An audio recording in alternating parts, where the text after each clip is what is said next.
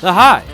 One of Minecraft's most definitive servers, the Hive has risen from the ashes of its old Java Edition server to one of the most popular servers on the Bedrock Edition. The Hive offers many unique game modes: Capture the Flag, Just Build, Hide and Seek, Death Run, and of course, Bed Wars. But one of the more overlooked game modes happens to be my personal favorite: Block Party. Block Party is the ultimate dance survival game. The objective? Stand on the correct color given to you before the floor disappears. With the pace increasing every round, the last one standing wins. I've personally played the hell out of this game mode. While it is fun, I noticed a lot of players are struggling to win their games. Which is probably why Block Party has pretty low player counts at times. Hey, at least it's better than Ground Wars over there. So to hopefully inspire more people to dance, I've compiled a list of tips and tricks to improve your Block Party experience. I'm Jackboy317, and this is how to improve your Block Party. 7 dance moves to victory.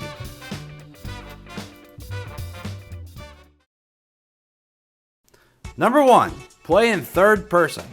You're probably already noticed in the footage I'm showing you is that I'm always playing the game in third person. There's a few reasons for this. It allows you to see more of the dance floor around you in case the color chosen is right behind you somewhere. It's happened to me quite a few times, so third person can save you for that. Number 2, you can see the power-ups that could spawn behind you, something you would not notice in first person. And 3, third person reduces the warping effect that the automatic speed boost gives you in first person. Seriously, I cannot stand using first person view in Block Party. Third person is the way to go. Number 2, don't sprint jump.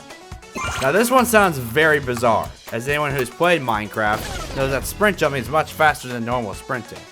While that is true, I found that this only applies when you don't have a speed boost enabled.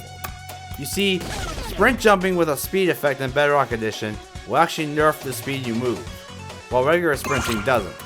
And since you have a speed effect applied to it at all times in Block Party, regular sprinting is just as fast, if not faster, than sprint jumping. This becomes even more apparent with a speed potion power-up enabled. This also leads into our next tip. Number 3, time your jumps.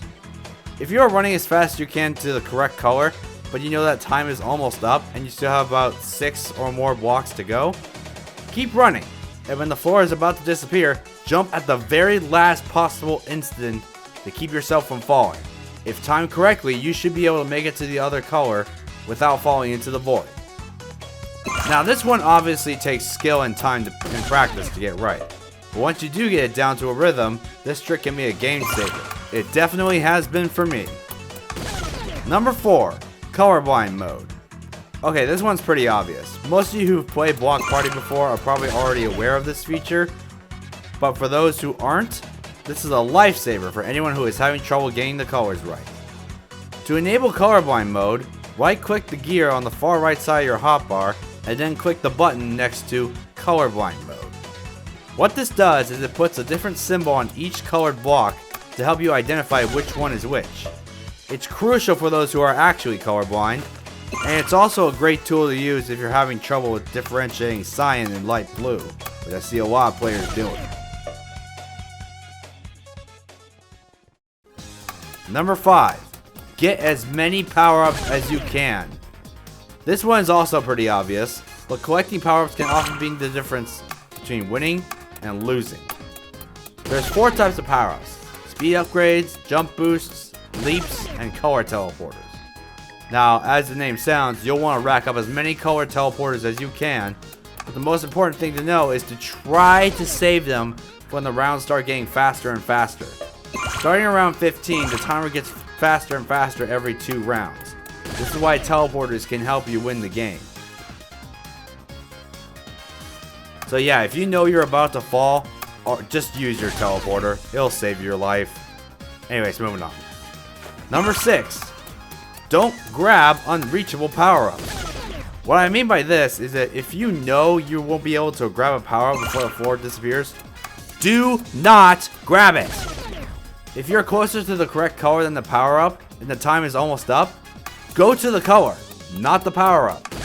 There will always be at least one power-up to grab per round depending on the amount of players still alive.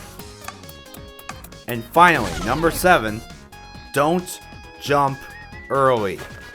Now this is something I see even pro players do. Jumping off the blocks you're standing on right as a round starts to get a head start on collecting power-ups or to get to the correct color. While if you do time it correctly, it is possible and easy to do. About 80% of the attempts people make that I've seen have resulted in their untimely death. If you're unsure, do not jump. I would just wait until the floor reappears and then keep moving. It'll save you a lot until you can get the hang of jumping. Well, those are my 7 tips on how to improve your block party. If you can think of any other tips or just want to share it with the community, please leave a comment below. I would love to hear y'all's feedback on this. I am by no means the best block party player. I mean, the leaderboard shows. If you did enjoy my video, please make sure you like, comment, and subscribe for more content. That being said, thank you for watching, and I'll see you next time.